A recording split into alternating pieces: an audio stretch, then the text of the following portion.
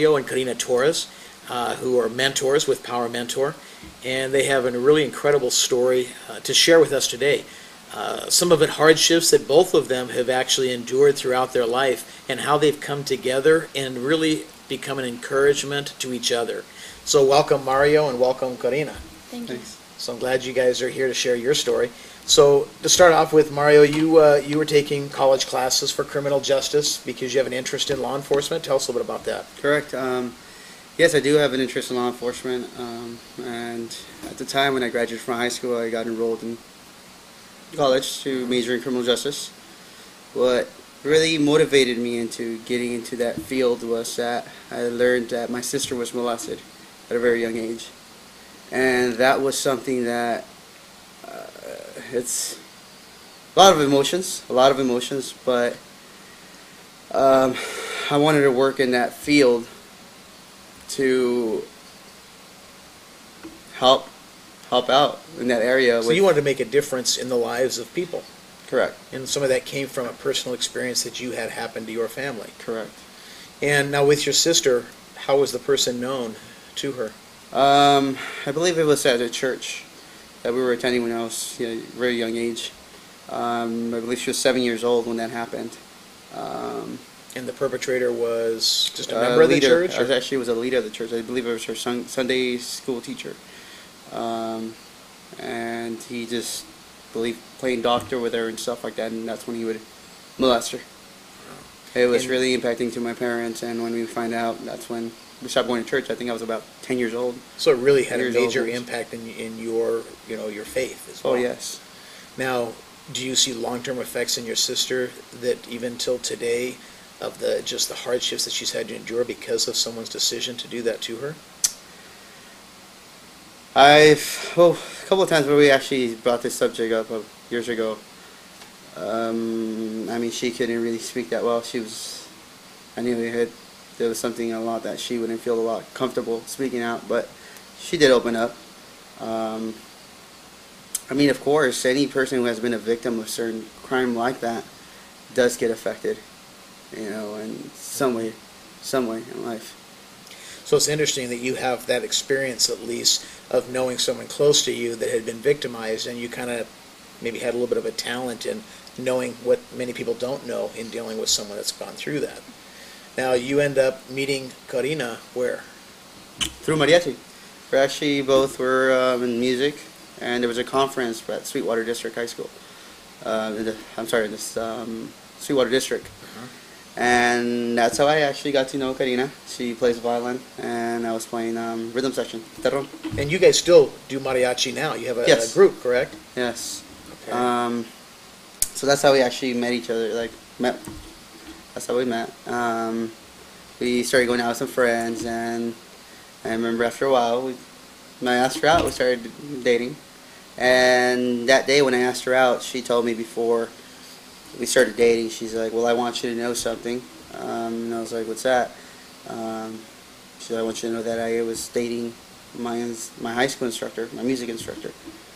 And I was like, oh, yeah, I don't have no problem with that, So now hold on. So she tells you that she had a dating relationship with a high school instructor. Instructor, yes. Were you not stunned? Yes, as a teacher, yes, I was. What went through your mind? A lot of things went through my mind. One was, what does an instructor almost 30 years old want to do with a 16, 17-year-old girl? But I was a little more like, after we started kind of dating, I did question more things. Like, well, what do you consider a relationship, or how was that relationship? Just kind of don't really understand that. And then that's when she started just opening up with me. And now, had you heard of any other girls, just in general, that routinely would say, hey, I also had a relationship with a particular teacher, just in general? Like, have you heard this? No. So this was new to you to hear that a teacher was having a relationship with a student? Correct. Okay. I actually knew the instructor. I think I met him when I was 14 or 15 years old. And there was a lot of different rumors about him. Rumors even that instructors would say, yeah, I don't know, there's something weird about this guy. Students are saying, oh, Mr. Hernandez is a pervert, things like that. But when I found out that she said that they were actually had a relationship, and I questioned it, a lot of things that really came out that I don't think that were normal at Now, all. when you started questioning this, Karina, when he was questioning it, did it make you feel like he was looking at you, or like you almost thought, I wonder if I shouldn't have told him, or what was going through your mind now that he's kind of saying, well, that's kind of crazy?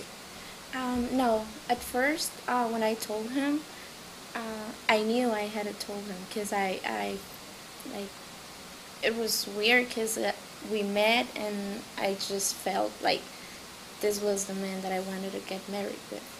So I knew I had to told him, and when he started questioning, I felt at first I thought it was like something normal having a relationship with a teacher, but then when he started asking me questions and more questions and more questions, I felt uncomfortable. But no, I never thought that I shouldn't. It was more like at first she wouldn't really see anything wrong with that until I was majoring in criminal justice, and I started printing out different cases like that about instructors and who were being arrested for dating their students or engaging in sexual activity with them. I did do some research, and I did start printing some articles, and I started showing them the articles for her to read. And as she would read them, she'll be like, "Oh yeah, I see them. I see something wrong here. However, over here it's different." So I kind of was like, "Whoa, what's so different about this?" The thing is that a lot of the times they get groomed so well. I mean, they're their instructors. She had that was his. I'm sorry. That was his instructor when she was in middle school. So she met him a while back. Little by little, this guy started grooming her. So you knew him from middle school. Yes. And at what time did you start noticing that he took an interest in you that was very different than what you had with most of your teachers? You were going in high school? Yeah, cause I moved, so I used to go to Southwest High School, but then I moved and I was attending Sweetwater High School. That's when I saw him again, cause like it was a time between that I had no contact with him like at all. Okay, now he starts telling you, I like you. What does he tell you? No, at first he will point out things like, oh wow, you have a lot of talent. You're so talented.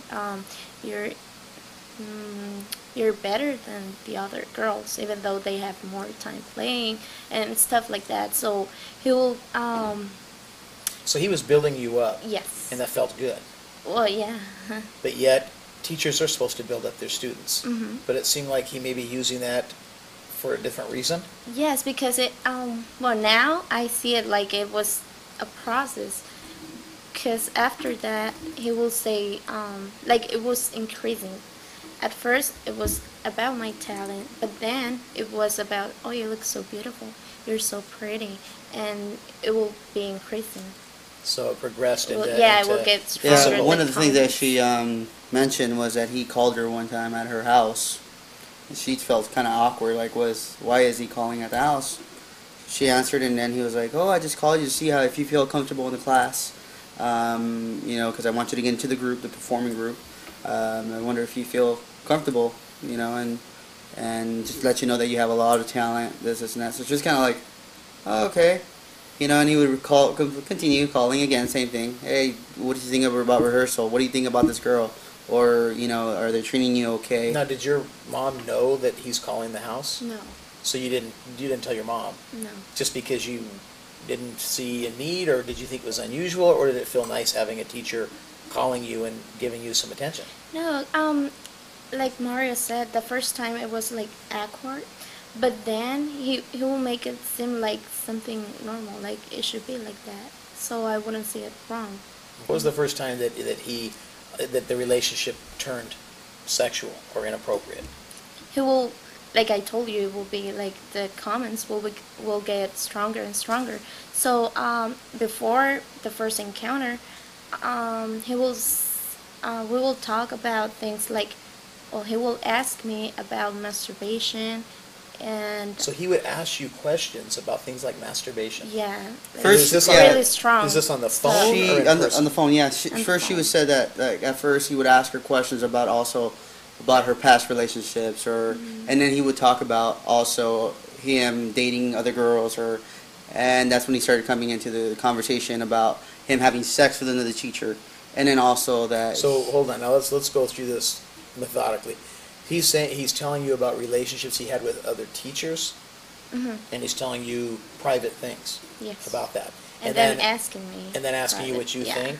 No, well, yeah, what I think, and also what about my past partners or Okay. my past. Did he ever say that he also had relationships with other students, or did he stick with just teachers at that No, point? just with teachers. Now, when he starts talking about masturbation, he's talking about himself At masturbating? first, yeah. So he's just telling you about his, like what? What is he saying? At first, he asked me if I knew what that was, and I was like, "What? I know what it is, but I don't do it. Like, no, not at all." And then he, basically he introduced me into that, so I will perform. Like, was he telling you, like, bragging about, like, feels good, or what was the context? Yeah, and he will tell me that he was masturbating at that time, talking. So with he me would into told you phone. while he's talking to you on the phone that he's doing that? Yeah. And then in your mind, what were you thinking, this is kind of creepy? What was going through your mind? Actually, it's kind of weird because I will just listen to him. I wouldn't think anything. I don't remember thinking on a like particular Do you thing, think this but was because he had been building you up? yes, to where- because it was like a process. I think. Right. This happened over how many months total? Would you guys say? 8 months.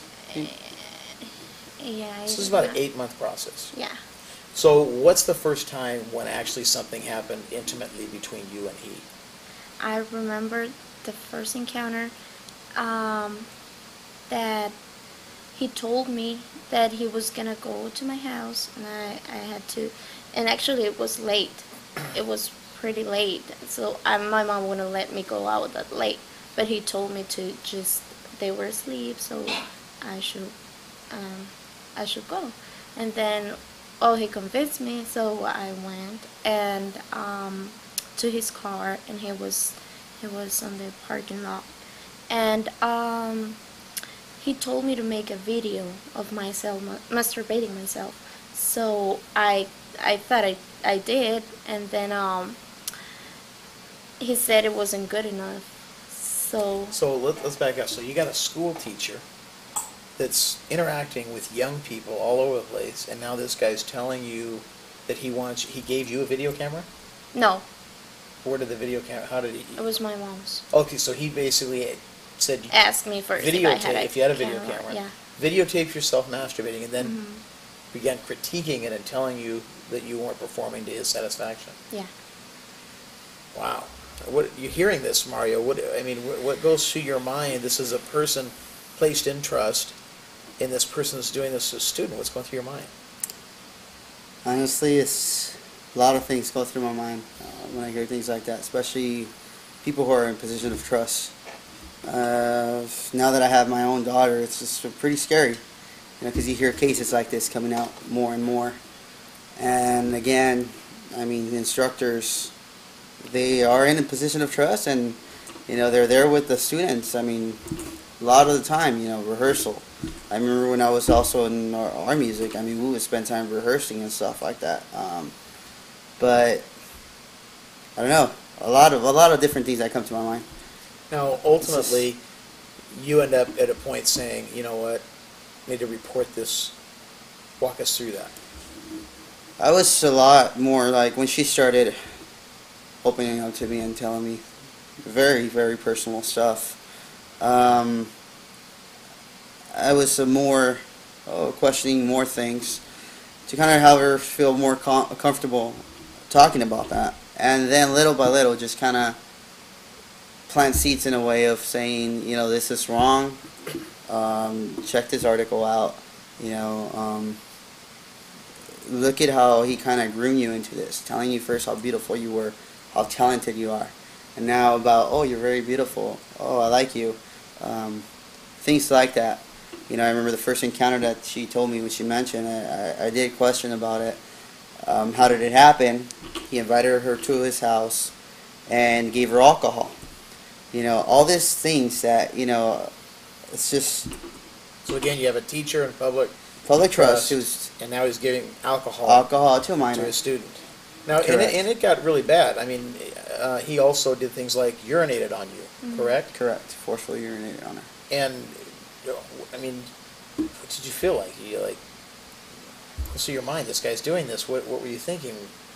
Oh, I felt humiliated, dirty, because right after he used to do that, I will just jump in the shower like right after, because I will feel like dirty, unvalued.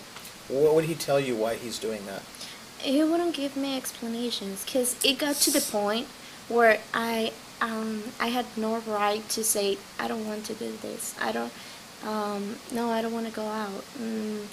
Or if I wanted to go out with my friends, I couldn't go, because it got to the point where I was so controlled that it's crazy. It's hard to believe. Yes, I remember when we first started dating, he actually spoke with her and told her to end our relationship. And she called me crying like at 2 in the morning, just crying and saying that she's really confused. She don't know what's going on. And I was just hearing it. I was just shocked at how much control this person had towards her. You know, just completely controlled, you know. And we did talk, and I mean, I was just telling her, you know what, just don't answer his calls, don't listen to him, because he does have this thing about how he could manipulate you. You know, he would be like, what, you think he's going to take you serious? You think Mario's going to take you serious after if he finds out about this, what happened with me and you, he's just going to leave you. You know, just things like that he would just kind of like say to her. So he knew exactly what he was doing. Oh, yes, yes. Exactly what she was doing, especially because after when this came out, when the media got a hold of all this, and they were... Now, this was on the news. Correct. You tried to get the police involved. You're having a hard time with that. Talk a little bit about that. I remember I was at the time taking victimology, and you were our instructor there. When I was taking that class, I remember just learning so many things, so many different things, and how to speak with victims, how to question things, how to, you know, make them feel comfortable. And I was in a way kind of placing all that into practice with Karina. I remember talking to her and telling her, hey, do you think you're ever going to come well, actually, she actually asked me that question. Do you think I'm ever going to, like, tell anyone or report this? I was like, yeah, I think you will. You know, this was after about 6 months in our relationship. And I remember her crying. She said, I wouldn't like for my sister to go through something like this, you know, because she has a younger sister. And the next day, I believe I contacted you, and I told you what was going on, and you said, yeah, just drive her to the police department, and they should take the report. So I did, because since he was an instructor in Sweetwater High School, I took her into National City PD to file that report. When we go in there, I approach the officer, and he's like, what are you guys here for? I'm like, oh, we were here to file a report about an instructor. And he's like, okay. So he sends the officer over, and then, so where did this happen? They wanted to know when was the first encounter, which happened in his home, which he lived in San Diego. So they were like, well, yeah, he works here in National City, but since he lives in San Diego, you got to contact San Diego PD, and they have to file the report. And I don't know, I remember leaving from there, and then she just said, you know what, forget it, they're not going to believe me, and I don't want to go through this. I'm on, no, don't worry, they'll take the report. So we contacted San Diego PD, and they were like, well, he lives here in San Diego, but he works in National City. National City should take the report. So they kind of had us... So you felt you were being tossed to and correct, fro. I felt that was being tossed. And in a way, I was really disappointed. Nobody wanted to take the report, or what do you think was I going felt on? that in a way, I felt that they didn't want to take the report. I felt disappointed since I actually was majoring in criminal justice, and I wanted to work in that field. And seeing how they were working, it was just, what's going on now? Finally, that's when I told you what was going on, and you were like, all right, let's just, if they're not taking action, you're like, you told us, contact the media, and we did that. Once the media got a hold of the story and they contacted San Diego PD, told them, you know what, we have the victim here, we interviewed her, we believe what she's saying. If you guys don't file the report, we're going to basically expose this and say that you guys didn't take the report. Right away, I mean, the next day, 3 days after they had a search warrant, they did an arrest on his house. They found numerous of evidence about other students as well. Now let's watch that video right now. Thanks, Helen Carroll. A local teacher is accused of molesting a student. San Diego police arrested music teacher Carlos Hernandez late this afternoon at Sweetwater High School. Investigators say they first learned of the case last week. But Hernandez was booked into jail this evening. He faces several criminal counts of sex with a minor. A spokesman for the Sweetwater Union High School District says he will look into concerns that Hernandez was not supervised closely enough. Until today, he was an hourly employee and is now predominantly off the schedule. Our 10 News investigator spoke with the teacher's accuser before she went to police. The teenager says she was pressured and not the only victim. 10 News investigative reporter Marty Emerald has this exclusive report.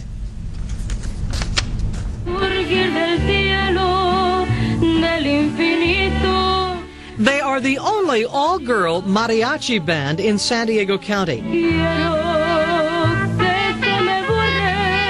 The Mariachi Ellas from Sweetwater High School. Their tune now soured by revelations about their band leader and teacher, Carlos Hernandez. At first, he made me feel like very good.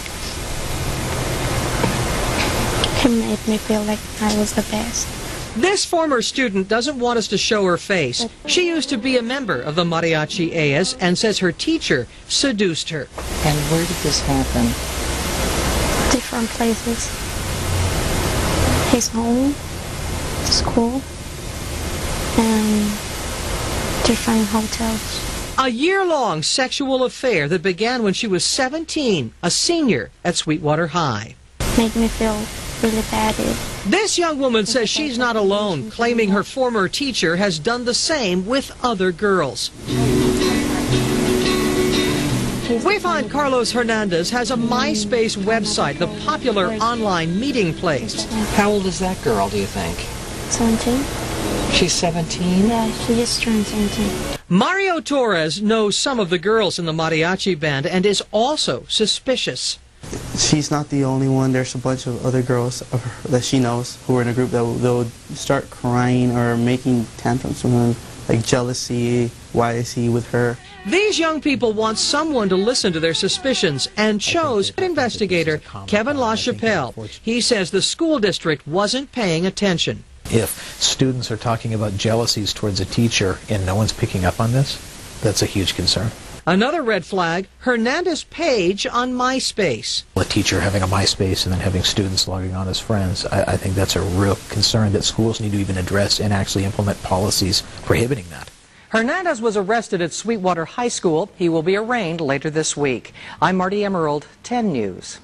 A spokesman for the district says he's cooperating fully with the police investigation. For the school district's full statement, just go to our website at 10news.com. Earlier this year, Carlos Hernandez pled guilty to 4 felony counts of having sex with a 17-year-old girl in a school closet, in her home, and in his car. Today, he asked for forgiveness. I've hurt a lot of people. I've grown from my mistakes. I promise to say I'm not the same person I was a year ago. That's Carlos Hernandez addressing Judge Daniel Davidson in court Tuesday. His comments came after a victim's advocate read a letter from one of the females Hernandez seduced. Today the court has the opportunity to send a strong message that this kind of conduct will not be tolerated from people in position of trust. The actions that took place, I can never change, but I can definitely change my future actions. But his plea for leniency was not fulfilled. Judge Davidson sentenced Hernandez to 5 years probation, and he must register as a sex offender.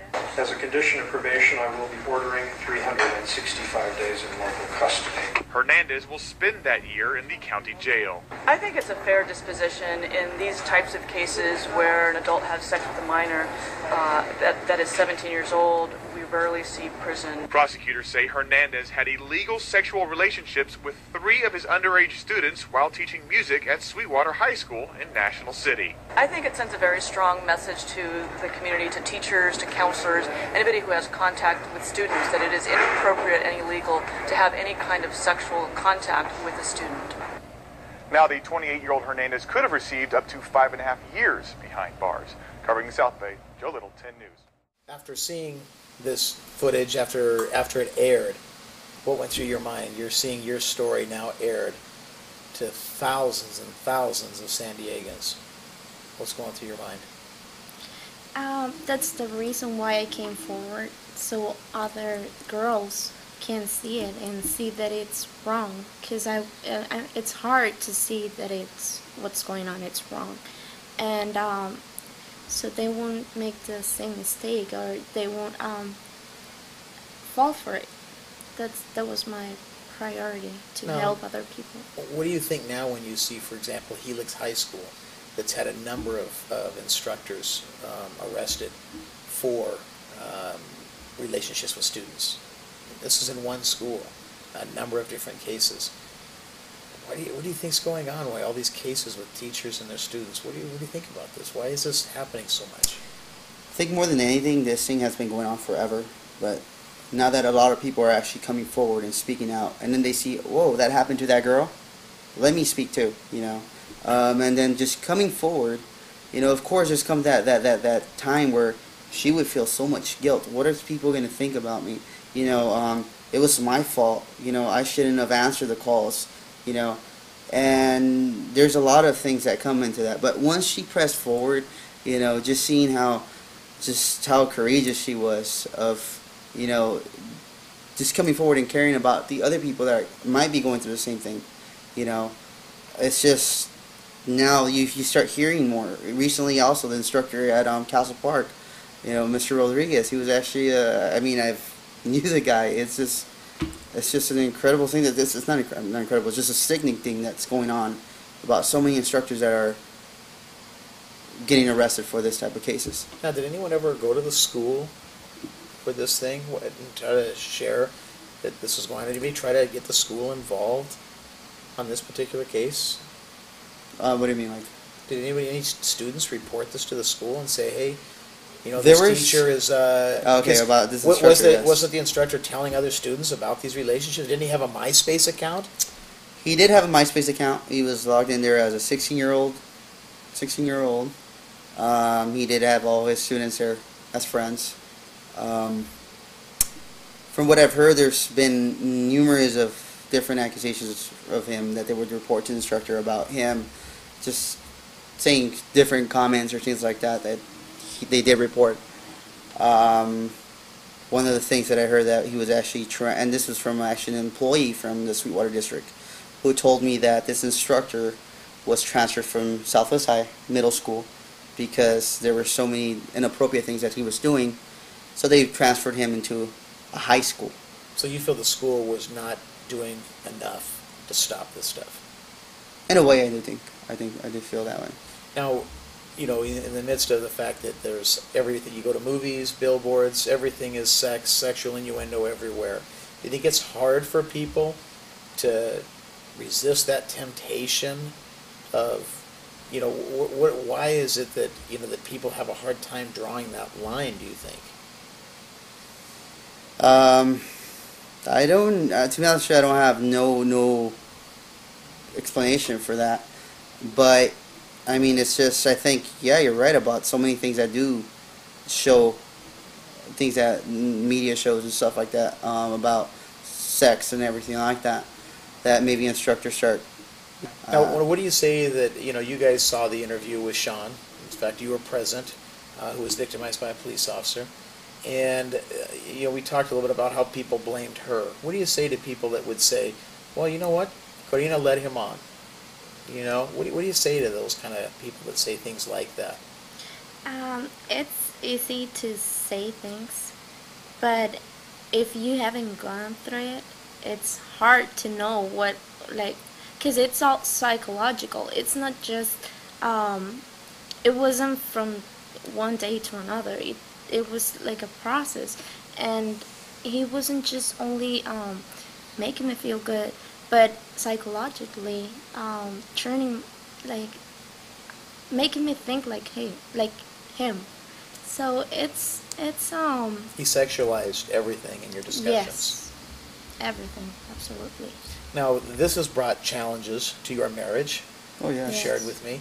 Let's talk a little bit about that. What challenges have come up because of the fact that you have to know about the things that you know tremendous amount of detail as to Oh, what yes. transpired? Walk us through, what are the challenges that you have as a husband?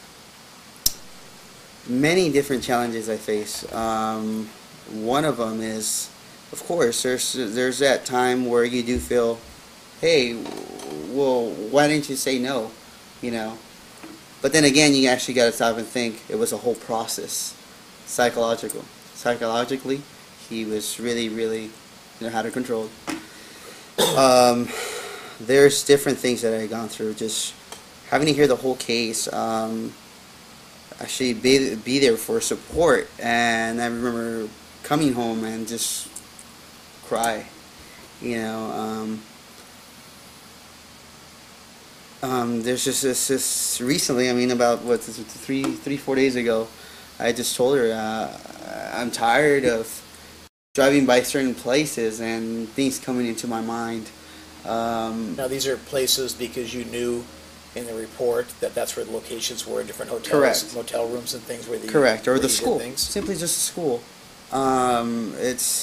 It's a very hard challenge that it's affected me, But then again, one thing that does help me out is just knowing that loving one another, respecting one another, and just it's just also a process of healing as well.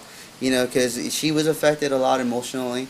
I was also affected emotionally with her, like just her telling me, like just opening up, listening to so much in detail about what happened here, what happened there, just so many different things, and then hearing that he would urinate on her. Yes, there was a time where I would go like, whoa, what kind of sick guy is this? It's just so many different things, but yes, it's been a challenge. You have this guy that saw you as just an object. Yeah. He treated you like property. And then now you're married to a guy that loves you deeply, that his love for you is not just surface, he loves you all the way through. That's a very different kind of relationship, isn't it? Yes, it is.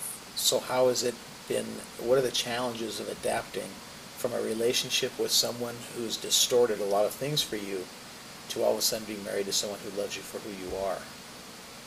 Well, I don't know. Since I was little, I always thought about marriage. That I wanted to get married with a man that will respect me. But when that happened, like I completely forgot about it. And I remember before going to sleep praying and telling God, please, just let me out of this, because I don't want to be living this, because I don't want this life, because I want something better, because I don't deserve it. But I wouldn't have the courage to just say, you know what, this is over. And because there were 2 times where I went to him and I told him, you know what, that's it. But then he will just knew how to get me back. So, but I know it was a godly thing. He helped me. He put Mario on my way. How do you handle when Mario gets frustrated? When he comes to you and says, you know what, I'm having a tough time. Why didn't you do this or that? How do you handle that? It's hard. It's hard because that sometimes. You're mad at yourself sometimes, probably. Yeah, oh yeah, because I think, well, if I could change my past, I will do it. What do you think sometimes? How stupid could I have been? Why did I let this guy suck me into this? Is that a frustration? It is, yes, because a long time I felt guilty, but like at that time I think it was tough, but now it's like a little easier because because I think, well, it wasn't my fault, but it was a decision that I made. So, Now, yeah, it what made will me you feel- do with your daughter to build resiliency in her to where she's able to see this kind of stuff coming and doesn't allow it to happen to her? Oh, yeah, because as a mom, I would just be open with her. Because I don't know if it's because the culture that us Mexicans, like, don't want to talk about that so much. We save it. We don't want to. I don't know why. I Talk think about that's sex or yeah. So I would be open with her, and tell her about reality, and that she should be more And careful. myself, I think my role with my daughter is more about being there for her, you know, and loving her. Because a lot of the times, I think parents, especially fathers, they do play a huge factor into their daughters' decisions that they make in life. I mean, a huge factor, you know, and just, again, just being there for my daughter, you know, just being there for her and loving her and Get involved I mean, with get her. involved with her more than Yeah. anything. Now, there's times that Mario's been critical of you, you know, saying, why didn't you do this or that? Are there times that you look back in your life and say, well, I've made poor decisions too, and God, how could I have fallen for that? That you kind of say, I guess all of us fall into things Oh, at one yes, time or yes. another. Yes. What are some examples of things you've learned from your past of, you know, I too, you know, in other words, you share with Karina failures that you've had too, so that evens the playing field between you two. Oh, yes, yes. Just so many things. I mean, like I said, more than anything, just reality is that a lot of the times when you're a teenager and stuff like that, sleeping around, once you get into a committed relationship, you do find out that, you know, you're now one, and just bringing, in other words, trash into the marriage. That it's a healing process, and it's painful. It's a more than anything draining, like psychologically. I mean, it's just, I just don't know really how to explain it, but so many different things that just opening up to her. I mean, I've told her so many things that I've actually thought that I would never tell anyone, you know. And yes, there's times where I'm like, you know what, I shouldn't be judging her, because first of all, look at all my flaws, you know, look at all the wrong things that I've done, and that's, again, I mean, people out there, like you were saying earlier, that judge. Well, how do you take that? Of course, there's going to be people judging, because they don't know about what really happened. They just hear just a broad thing. Oh, okay, what was the thing? What happened? Oh, a teacher had sex with a student. Oh, it's the student's fault. Why did she let her? But they don't know about the whole process. And with that, again, if there's going to be people, because, I mean, there's always people that are always going to judge you. There's always people that are going to be talking trash. I got to come to a point where in our home, you know, just building each other up. Because there's going to be things out there that, you know, of course, there's people that are going to be judging us. There's people that are going to be saying comments. I remember when this whole thing happened, comments that people would tell her, you know, it's just, we've learned that we have to basically build each other up, because out there, you know, it's just, I mean, there's, of course, different friends, for example, you, and other friends that we have who have encouraged us. But there's also people out there that said comments that really does affect, you know, really does affect it. I think it's kind of interesting, Karina, because you now have several friends that when you guys first met, you may not have all known about each other's past, but now you've found that a lot of you all went through very similar circumstances with being abused. How do you think that happens, to where you just happen to have a lot of friends in your circle, most of which have been victimized as well? Is that an accident? No, it's not an accident. like I told you before, the reason why I came forward and I speak out is because I wanted to help other people. I don't want to, but it happened.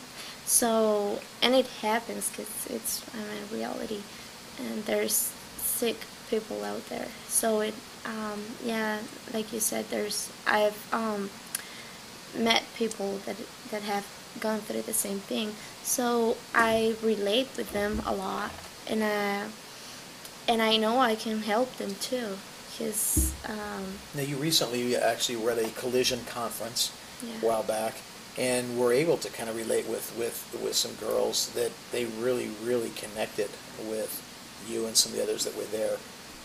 What do you think, why they connected so well with you? Well, because maybe we have the same experience, and I think that's mostly why. But yeah. And then, now girls would be watching this, or guys, what would you give advice to someone who's been holding something inside for so long and blaming themselves? What would you say to them to help them be able to kind of heal and be able to move forward and learn from the experience, become a better person, but be able to actually move forward? Yes, let it out. You have to speak to someone who you trust. Be careful who you speak with, because not everybody is a good person. Like, you have to be careful who you speak with, but let it out. Let it out, because sooner or later it's gonna come after you, because it's something that happened and it's there.